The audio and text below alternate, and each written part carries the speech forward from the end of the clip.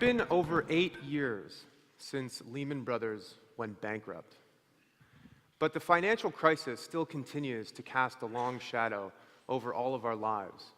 What began as an economic calamity has morphed into something that's more corrosive and arguably more dangerous: a crisis of legitimacy, not just in banks, but in many of our institutions, including governments.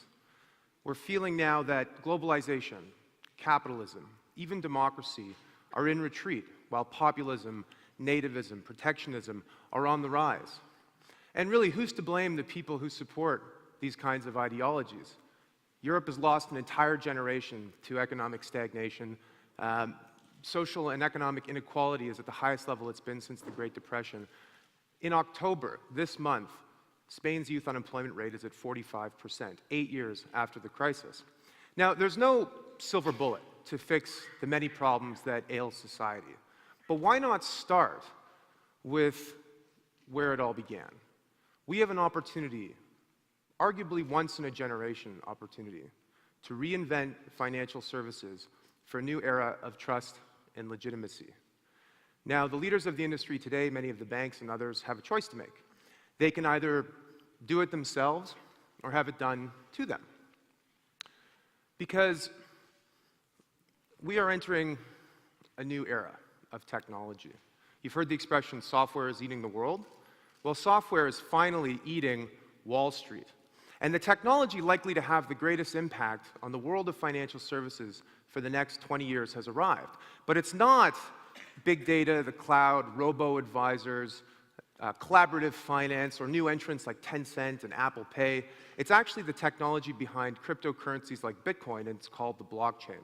This technology will transform the industry, but it also represents nothing short of the second generation of the internet. So when you use the internet today to send and move and share information, you're not actually sending an original, you're sending a copy, and you're retaining an original. And generally speaking, that's okay. In fact, it's one of the great advantages of the internet is that we have this publishing platform that allows us to democratize information.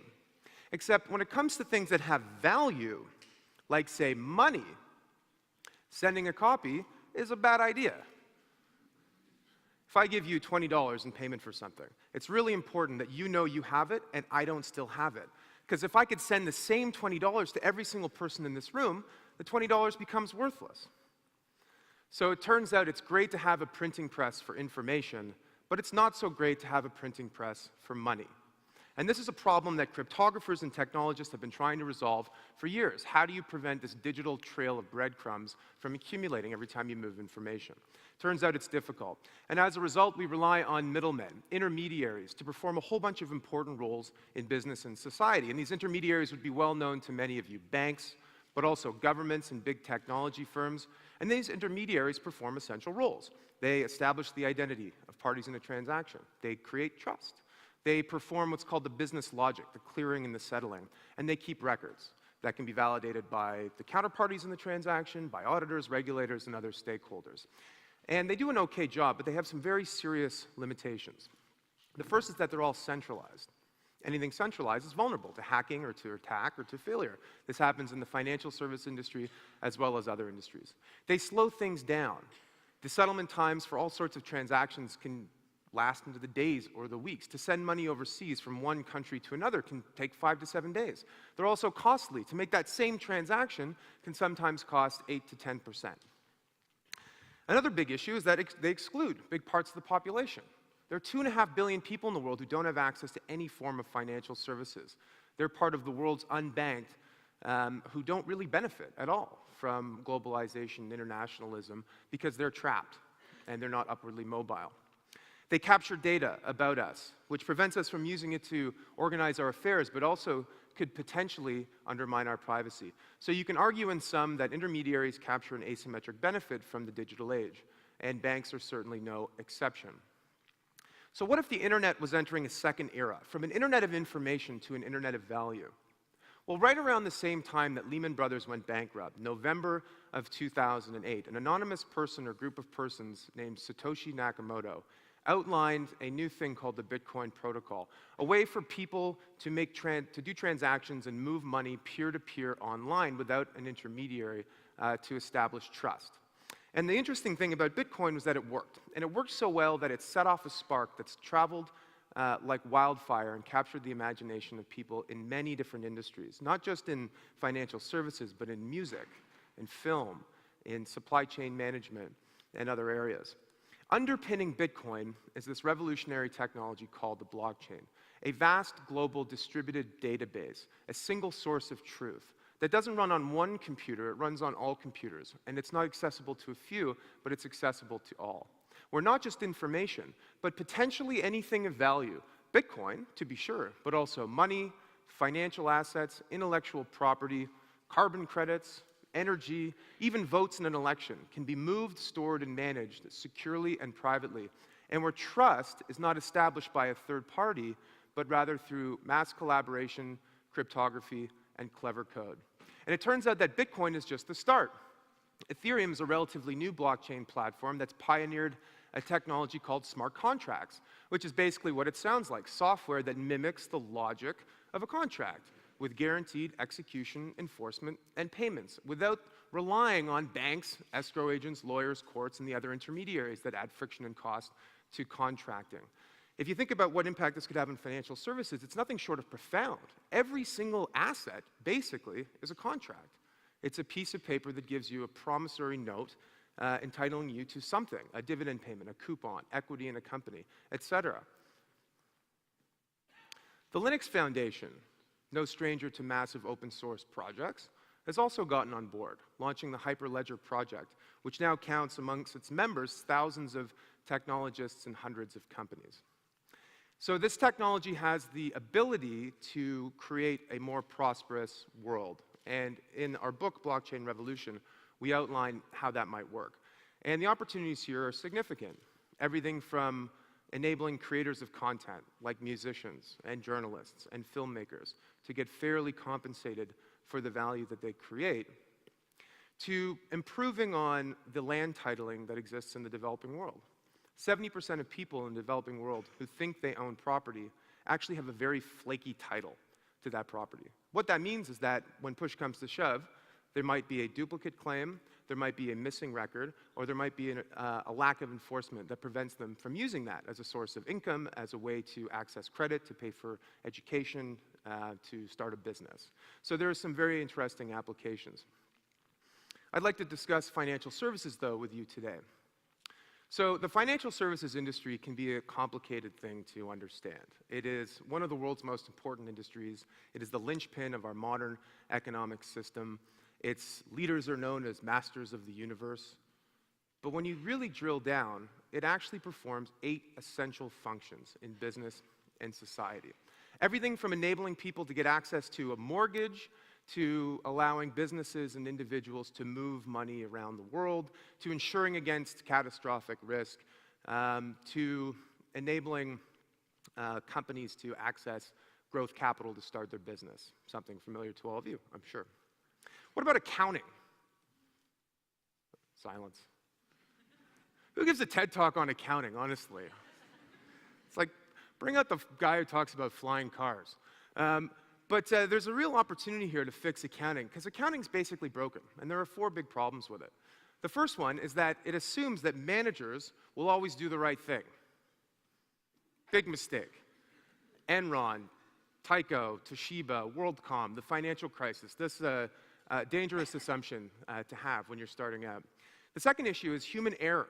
35% of accounting fraud is actually due to some unintentional mistake. You know, poor Pam in the back office fat fingers an entry into an Excel spreadsheet, and like a butterfly flapping its wings, it reverberates across the whole enterprise and creates a big crisis. New rules like Sarbanes-Oxley, which came into effect after Enron, have done little to curb wrongdoing. And the big issue is that modern accounting practices can't really keep up with the velocity and the complexity of companies and businesses. And deciphering a financial statement is kind of like watching 2 people dancing under a strobe light. You see bits and pieces, an arm, a head, you know, someone shaking their booty, but you don't actually get the whole picture. Because accounting is based on a principle that's actually quite ancient. It's a 500-year-old thing. It's called double entry bookkeeping, where for every transaction you record a debit, and a credit, and in the end, your balance sheet balances. And it worked well in the Middle Ages, and it's worked well throughout most of modern capitalism, but there's a way to improve it significantly. So imagine every time you entered into a transaction, you didn't just record a debit or a credit, but there was a time-stamped receipt of that transaction, which went to a distributed ledger that everyone could trust was verifiable, that they could search, that they could manipulate in a way that they could gain a clear picture of the financial health of a company. Financial statements would go from this thing we do with the cycles of the moon every quarter, where we get this sort of 2D facsimile of what's actually happening in a company, to something that's living and breathing and true. How about funding and investing? That's something that I think a lot of people here know about, venture capitalists, entrepreneurs, et cetera. It's an industry that's dominated by investors like VCs, investment banks, and others. And there's an opportunity here to completely change that paradigm. So a funny thing happened a few months ago, actually the week we launched the book, which is that this thing called the Distributed Autonomous Organization came into existence. And it was a company like no other. It had no managers, for starters. It had no assets. It had no home office. Actually, it didn't even have people. It was just a collection of smart contracts. And it was designed as a venture fund of sorts to make investments in the industry. And by the way, those of you who are in the VC industry here today, who are accustomed to 2 and 20, you're not going to like the fee structure on some of these new companies. 0 and 0. Half the room got that, half the room didn't.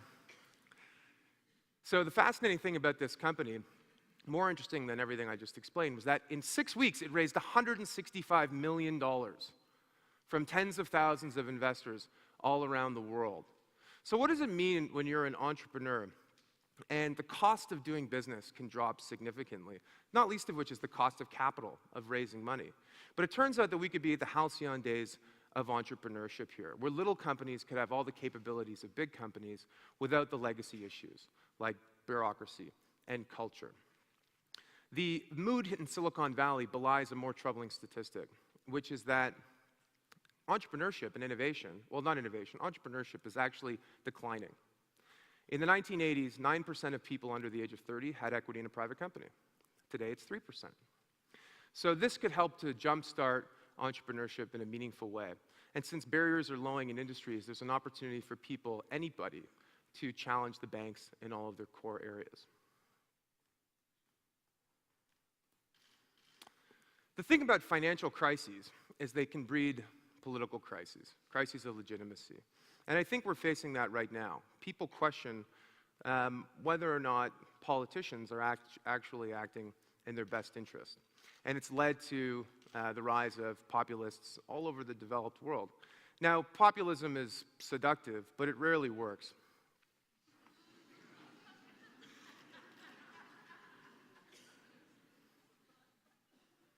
After the Brexit vote, the leading Brexiteers all scurried from view like rats from a sinking ship, and the political establishment was tossed into this caustic battle for control. And oddly enough, one person emerged to provide leadership, and it was the governor of the Bank of England, Mark Carney, who in the weeks leading up to the referendum vote and in the weeks after made speeches and introduced papers from the Bank of England that basically argued for a radical rethinking of how economies ought to function, starting with financial services. And he focused on two things in particular: fintech, which is the umbrella term to describe how technology is impacting finance, and blockchain. And one of the most radical proposals that he made, and the bank has continued to make, is the idea of introducing a digital currency to replace the existing fiat currencies that countries and intergovernmental organizations like the EU issue and control. Call it a Britcoin.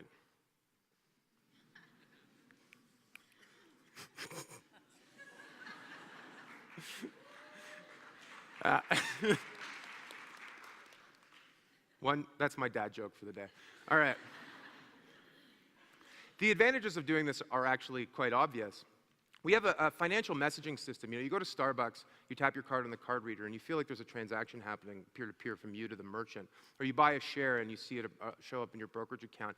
But it's not actually a way to do transactions digitally. It's just a way to message that a transaction has happened. So if you had a native digital medium for money, you could actually transform a lot of things.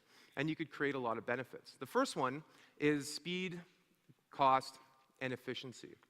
If transactions settled in a native digital bearer instrument, like a Bitcoin, then you wouldn't need third parties to perform all of these important clearing and settlement functions. That would drop the settlement time from anywhere from 2 days in public equities to 25 days in trade finance and interbank lending to 0 days, actually 0 seconds, and would take the cost from whatever it is in those markets to next to nothing. The second thing is performance and inclusion. If you have a new platform to build all sorts of new capability in financial services, you can do a lot more, like target the 2.5 billion people in the world who don't have access to a bank account. The basics of retail banking, again, simplifying this industry, are payments and savings, and then credit. But basically payments and savings. If you can give people a way to store value that's not tied up in a piece of land with a flaky title or in an animal that might keel over and die, and a way to make payments, say send a remittance home from their family in San Francisco to somewhere in Latin America, you solve 90% of their financial problems. We have an opportunity here to make the industry do more for more people. And then the final thing is improving transparency and reducing risk. If transactions settle instantly, then you don't have to worry about settlement risk. If it takes no time for value to reach another person, you don't have to worry about counterparty risk, the risk that the person on the other end might not have the funds to settle the trade.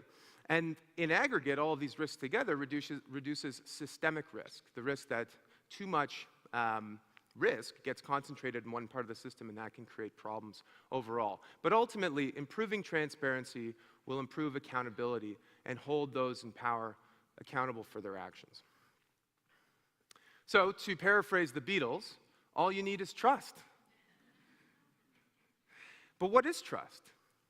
Trust is the expectation that the other party will abide by their commitments, that they will act with integrity. And it's been very difficult to get people to do that. What if we could program that into the fabric of our economy? What if we had a new protocol, a trust protocol, on top of which we could build any kind of business? So it's an exciting time, one fraught with peril, but also lots of possibility. Because it appears that once again, the technology genie has been unleashed from the bottle. Summoned by an unknown person or persons with unclear motives at a very uncertain time in history, this genie is once again at our disposal to fix a broken system and to transform the economic power grid and the old order of human affairs for the better, if we will it. Thank you very much.